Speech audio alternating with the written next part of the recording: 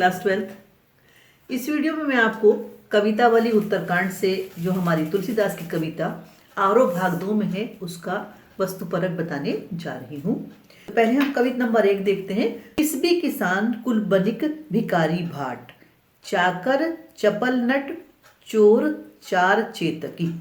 तो ये जो हमारा है कवित, इसी का मैं पहले एमसीक्यू आपको बताऊंगी, उसके बाद इसी का मैं आपको इसी में जो काव्य सौंदर्य है वो भी बताऊंगी। तो देखिए इस वाले कवित का हमारा प्रश्न नंबर 1, उपरोक्त कवित कहाँ संकलित है?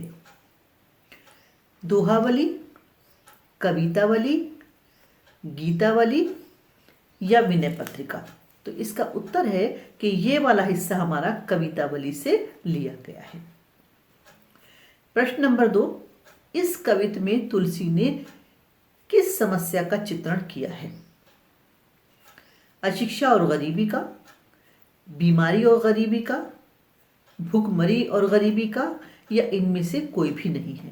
तो इस कवित में कवि तुलसीदास जी ने जिस बात का चित्रण किया है वो है भूखमरी और गरीबी। नेक्स्ट प्रश्न इसका, चेटकी शब्द का क्या अर्थ है? तो चेटकी शब्द भाट को कहते हैं, मंदारी को कहते हैं, बाजीगर को कहते हैं या जादूगर को कहते हैं। पाठ के अनुसार वो बाजीगर को चेटकी कहा जाता है। नेक्स्ट प्रश्न, भूख की विवशता के कारण लोग क्या क्या कर डालते हैं? लूटपाट चोरी चकारी करते हैं, अपना घर बार सामान बेच डालते हैं, अपनी संतानों तक को बेच डालते हैं या ईश्वर भजन में लग जाते हैं। तो जो तुलसीदास ने कहा है उसके हिसाब से अपनी संतानों तक को बेच डालते हैं। नेक्स्ट प्रश्न इसका है, तुलसी के अनुसार पेट की आग कौन बुझा सकता है? कवि के अनुसार सगे संबंधी, कवि के अनुसार राम रूपी घनश्याम, कवि के अनुसार मेहनत मजदूरी, कवि के अनुसार राजा महाराजा। तो जो कवि ने कहा है उसके हिसाब से राम रूपी घनश्याम पेट की आग को बुझा सकते हैं। अब इसी का आप जरा सा काव्य सौंदर्य भी देख लीजिए। जो पहला कवित है उसका मैं बताती हूँ। ये ब्रज भाषा का प्रयोग है, यहाँ पर तत्सम शब्दों की अधिकता है। ये हमारा छंद जो है वो कवित है। किस भी किसान कुल भिखारी भाट, चाकर चपल चोर चार चेटकी में अनुप्रास अलंकार है। गुणगणत बेचत बेटा बेटकी, वे भी अनुप्रास अलंकार है। और राम घनश्याम में रूपक अलंकार है। तो इसका छोटा सा ये काव्य सौंदर्य हो गया। खेती न किसान को, भिखारी को न भीख बली, बनिक को बनिज न चाकर को चाकरी। ये कवित नंबर 2 है जो आपकी पाठ्य पुस्तक से है। उसमें उसके लिए पहला प्रश्न है, तुलसी ने इस कवित में तत्कालीन समाज की किस दशा का वर्णन किया है?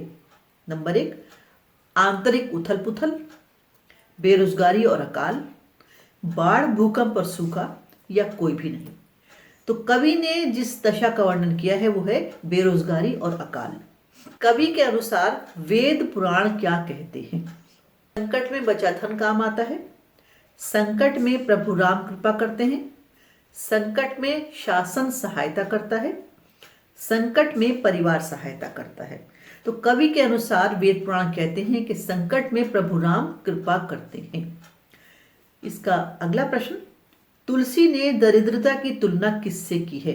दरिद्रता यानी कि गरीबी। दरिद्रता की तुलना अंधकार से की है, दरिद्रता की तुलना अकाल से की है, दरिद्रता की तुलना रावण से की है, या इसमें से कोई भी ठीक नहीं है। तो उन्होंने दरिद्रता की तुलना रावण से की है, जिसने चारों तरफ से हमारे समाज को घेर लिया था। कवित नंबर 2 का काव्य सौंदर्य, ब्रज भाषा का सुंदर प्रयोग है, तुलसी की राम भक्ति प्रकट होती है, अकाल और बेरोजगारी की स्थिति का चित्रण है, छंद कवित है, रूपक अलंकार, दारिद्र दशानन, अनुप्रास अलंकार, किसान को सीघमान सोच, राम रावरे कृपा करे। ये 2 आपके कवित हो गए। अब जो तीसरी आपकी इसकी कविता है वो है, दूत कहो अवधूत कहो रजपूत कहो जुलाहा कहो। ये आपका एक सवैया दिया है। इस सवैये के लिए आप प्रश्न देख लीजिए। प्रश्न नंबर 1, अवधूत का अर्थ नहीं है तपस्वी, सन्यासी, पाखंडी, महात्मा। तो अवधूत का अर्थ जो नहीं है वो है पाखंडी। इसी के लिए प्रश्न नंबर 2, तुलसी किसी की परवाह क्यों नहीं करते? किसी के बेटे से अपनी बेटी का विवाह नहीं करना, किसी की बेटी से अपने बेटे का विवाह नहीं करना, किसी से भी अपनी बेटी बेटे का विवाह नहीं करना, या उपरोक्त सभी गलत हैं। तो तुलसी ने जो कहा है वो है किसी की बेटी से अपने बेटे का विवाह नहीं करना। थर्ड क्वेश्चन इसका, कवि अपने आप को क्या कहता है? राम का संबंधी, राम का भाई, राम का गुलाम, राम का सखा। तुलसीदास की जो भक्ति है उसमें वो अपने आप को राम का गुलाम कहते हैं। ये ब्रज भाषा में लिखा गया है। लेबो को एकू न देबो को दो मुहावरे का सुंदर प्रयोग किया गया है। ये तो हो गया आपके कवितावली के तीनों। अब इसके बाद लेते हैं लक्ष्मण मूर्छा और राम का विलाप, जो आपकी अगली कविता है उसका एमसीक्यू। तो उसके लिए पहला प्रश्न है, आरोह भाग 2 में ये अंश कहां से लिया गया है?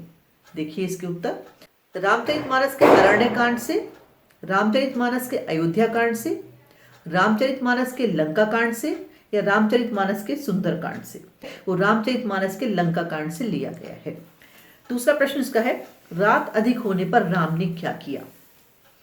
आराम से हनुमान की प्रतीक्षा करते रहे, जोर जोर से विलाप करने लगे, लक्ष्मण को हृदय से लगा लिया, या सारी सेना को बुला लिया? तो रात अधिक होने पर राम ने लक्ष्मण को अपने हृदय से लगा लिया था। थर्ड प्रश्न इसका है, अर्धरात्रि गई कभी नहीं आऊं का क्या आशय है? देखिए नंबर 1, आधी रात बीत गई है, लक्ष्मण अभी तक नहीं जागे। दूसरा, आधी रात बीत गई है, अभी तक वैद्य जी नहीं आए। तीसरा, आधी रात बीत गई है, अभी तक हनुमान नहीं आए। चौथा, आधी रात बीत गई है, अभी तक संजीवनी नहीं आए। तो जिसका सही अर्थ है वो है आधी रात बीत गई है, अभी तक हनुमान नहीं आए। प्रश्न नेक्स्ट इसका, किसके हित में लक्ष्मण ने माता पिता का त्याग किया? बड़ा सरल उत्तर है इसका, माता सीता के लिए, प्रभु राम के लिए, वीर हनुमान के लिए, या अपनी प्रिय पत्नी के लिए? तो प्रभु राम के लिए लक्ष्मण ने माता पिता का त्याग किया था, अपने भाई से उन्हें अधिक स्नेह था। नेक्स्ट, राम के अनुसार क्या दोबारा नहीं मिल सकता? ये आपकी कविता के कहती है ऐसा, स्त्री और परिवार, सगा भाई, पुत्र और परिवार, धन संपत्ति। तो जो आपकी कविता है उसमें आता है कि सगा भाई दोबारा नहीं मिल सकता, और राम और लक्ष्मण एक दूसरे को बहुत ही चाहते थे। राम लक्ष्मण के बिना कहाँ जाने की कल्पना भी नहीं करते। ननिहाल, अयोध्या, चित्रकूट, मथुरा। तो राम लक्ष्मण के बिना अयोध्या जाने की कल्पना भी नहीं करते। तो सही उत्तर है इसका अयोध्या। पंख के बिना कौन बेकार है? पक्षी, मछली, मानव, पशु। तो पंखों के बिना पक्षी बेकार हो जाते हैं। श्री राम की आंखों की तुलना किससे की गई है? कमल, हिरण, चंद्रमा, सूरज। श्री राम की आंखों की तुलना कमल से की गई है। बहुत इंपॉर्टेंट अगला प्रश्न है, हनुमान के आने से किस रस का संचार हो गया? उत्तर, करुण रस, वीर रस, वात्सल्य रस, शांत रस। तो जिस पल हनुमान पधारे थे उनके पधारते ही करुण रस वीर रस में बदल गया था, यानी कि इसका उत्तर हुआ वीर रस। नेक्स्ट प्रश्न इसका है, वैद्य जी का क्या नाम था? ध्यान से सुनिएगा, समीर वैद्य, सुषेण वैद्य, संजीव वैद्य, विशेष वैद्य। तो आपके पाठ्यपुस्तक में आया है कि उनका नाम सुषेण वैद्य था, शाह षटकोण वाला।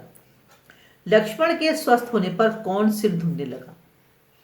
मेघनाथ, कुंभकर्ण, दशानन या निकुंभ? तो लक्ष्मण के स्वस्थ होने पर दशानन सिर धुनने लगा और अपने भाई के पास गया था। कुंभकर्ण जागता हुआ कैसा लगा? राक्षस, यमराज, देवता, या एक साधारण व्यक्ति यानी कि आम आदमी? तो कुंभकर्ण जागता हुआ लगा जैसे कि यमराज हो। तो ये इस प्रकार से आपके हो गए जो आपकी लक्ष्मण मूर्छा और राम का विलाप है उसके एमसीक्यू प्रश्नोत्तर। अब इसी का मैं काव्य सौंदर्य, जिसे हम विशेष कह सकते हैं, जिसे हम शिल्प सौंदर्य कह सकते हैं, वो भी आपको बताती हूँ। यंश गोस्वामी तुलसीदास ने लिखा है, जो कि रामचरितमानस के लंका कांड से लिया गया है। इसकी भाषा अवधी है। इसमें छंद जो है तव प्रताप पवन कुमार दोहा, इसमें दोहा है। इसमें हनुमान की भक्ति और भरत के गुणों का वर्णन है। पुनि पुनि में पुनरुक्ति प्रकाश है। उहा सहोदर भ्राता वाला जो हिस्सा है उसमें वो चौपाइयां हैं, उसकी भाषा भी अवधी है। राम का मानवीय रूप दर्शाया गया है और करुण रस की प्रधानता है। जो अलंकार है वह बोले वचन, दुखित देखी, बन बंधु बिछो, जाहि जग, बंधु बिनु बहुविधि, करीबर कर, प्रभु प्रलाप, इसमें अनुप्रास अलंकार है। सिर धुनना और मुंह सूखना मुहावरे हैं। प्रभु प्रलाप सुनिकान विकल भय वांदर निकर, ये आपका सोरठा है। अगले वीडियो में मैं आपको इसकी व्याख्या और आपकी पाठ्य पुस्तक के जो बैक साइड के प्रश्न उत्तर है वो भी बताऊंगी। अच्छे से इसको देखिएगा, समझिएगा। Thank you.